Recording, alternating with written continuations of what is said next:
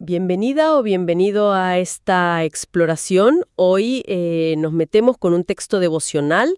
Es del libro Sanar, Fortalecer y Confrontar de Rodrigo Vidal. Vamos a ver la reflexión del día 3. Trata sobre esa culpa, ¿viste? Que a veces se queda pegada por pecados pasados, incluso después de confesarlos. El punto de partida es un versículo conocido, 1 Juan 1:9. Dice: si confesamos nuestros pecados, Él es fiel y justo para perdonar nuestros pecados y limpiarnos de toda maldad. Y bueno, la idea hoy es entender una mirada particular que da este material sobre la justicia de Dios. Lo interesante es que no la presenta como, digamos, el castigo que merecemos, sino más bien como la fidelidad de Dios, la fidelidad a esa relación que Él mismo empezó, por gracia, en Cristo. Entonces, ¿cómo se conecta esa fidelidad y esa justicia con el perdón? Según este texto. Vamos a desglosarlo un poco.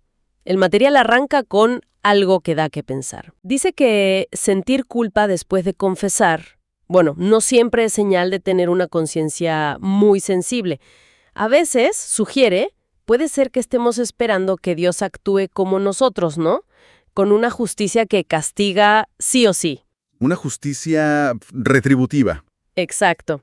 Y ahí es donde se pone interesante porque el texto le da una vuelta a esa idea de justicia divina, justo en el contexto de 1 Juan 1:9. Cuando dice que Dios es fiel y justo, la interpretación que nos da el material es que su justicia es su coherencia, su fidelidad total a la promesa de restaurarnos que hizo en Cristo.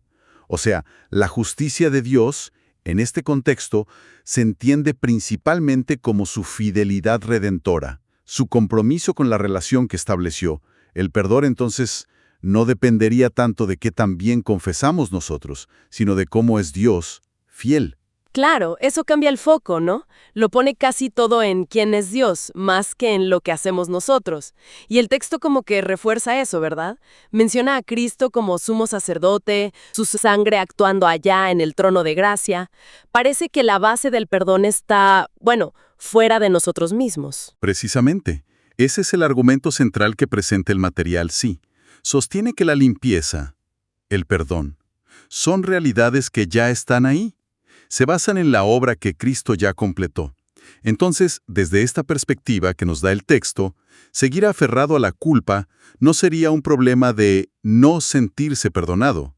Sería más bien una dificultad para confiar de lleno en que esa obra de Dios, esa redención, es suficiente. En su fidelidad a ese pacto, a esa relación. Es casi, según lo plantea el texto, como dudar en la práctica de que lo que hizo Cristo realmente funciona. Entiendo. Y por eso el texto dice que esa culpa que no se va no necesita más castigo o penitencia, sino mayor confianza. Y cita Romanos 3, versículos 25 y 26, que habla de cómo Dios muestra su justicia, entendida ahí como fidelidad a su pacto, a su promesa, cuando justifica por la fe al que cree en Jesús, cubriéndolo con misericordia. Esto parece reforzar esa idea de una justicia divina que, para el creyente, es sobre todo restauradora. Exacto, coherencia pura. Y eso nos lleva derechito a la conclusión que cita de Romanos 8:1. Ahora pues, ninguna condenación hay para los que están en Cristo Jesús. La relación que describe el material no es con un juez, digamos, implacable esperando castigar, sino con un padre que actúa desde la gracia. Una gracia que restaura. La justicia en este marco que nos da la fuente es fundamentalmente eso: fidelidad a la promesa divina hecha en Cristo. Es coherencia entre lo que dijo y lo que hizo para redimir. Entonces, para ir cerrando un poco la idea, el material nos invita a ver la justicia de Dios, al menos en esto del perdón para el creyente. Cómo esa coherencia, esa fidelidad de Dios a su propio plan de redención en Cristo.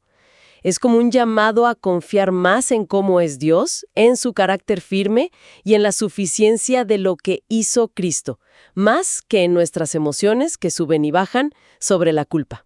Sí, totalmente. Y esto, si seguimos la lógica del texto, nos deja pensando, ¿no? Nos deja con una pregunta interesante. Si la justicia de Dios se entiende aquí, en este contexto del perdón al creyente, principalmente como su fidelidad redentora. Bueno, ¿cómo podría esta perspectiva influir en cómo entendemos otras partes de nuestra relación con Dios,